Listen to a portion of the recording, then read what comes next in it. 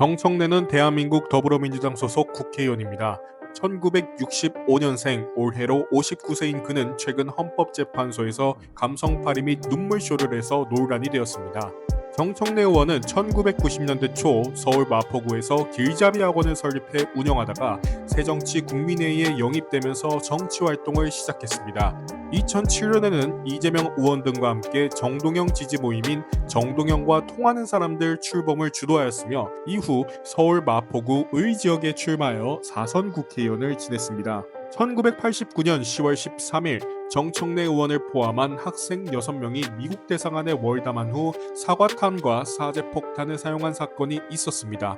이들은 폭발음을 듣고 출동한 경비원에게 사제폭탄을 추가로 터뜨렸으며 쇠 파이프로 대사관 현관 유리창을 파손한 뒤 내부로 진입했습니다. 또한 미국 대통령의 초상화를 훼손하고 대사관 직원들을 인질로 삼은 채 약 45분간 농성을 벌였습니다.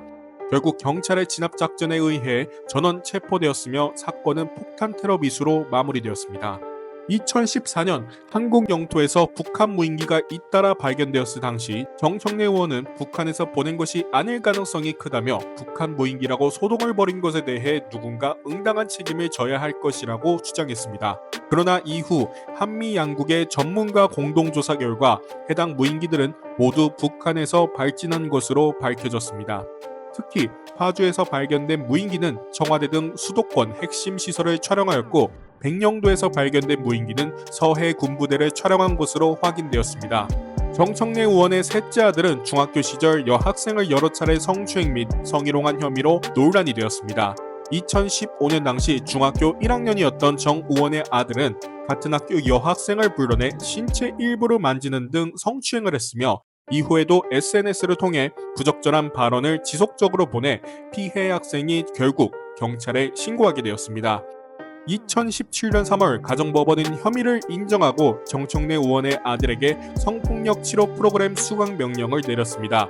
이전에도 학교 폭력 문제로 인해 교육 프로그램을 이수한 바 있으며 판결 이후 추가 교육 명령이 내려졌고 이에 따라 정 의원 측은 이를 이행하였습니다. 2018년 5월 4일 정청래 의원은 서울 중구 퇴계로의 한 건물 지하주차장에서 후진하던 중 주차된 차량을 들이받았습니다. 그러나 사고 후 인적사항을 남기지 않은 채 자리를 떠나 논란이 되었습니다.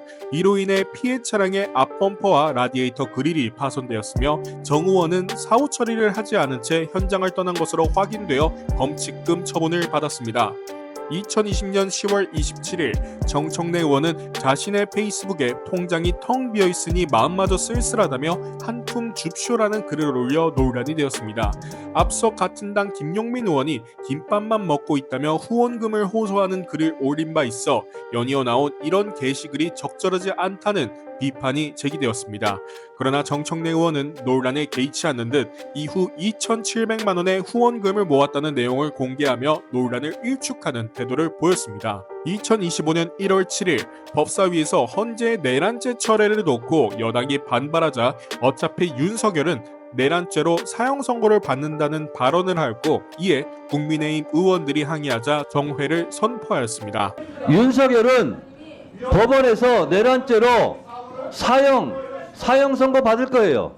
너무 그렇게 걱정 안 하셔도 돼요. 여러분은 정청래 의원에 대해 어떻게 생각하시나요? 댓글로 남겨주세요. 감사합니다.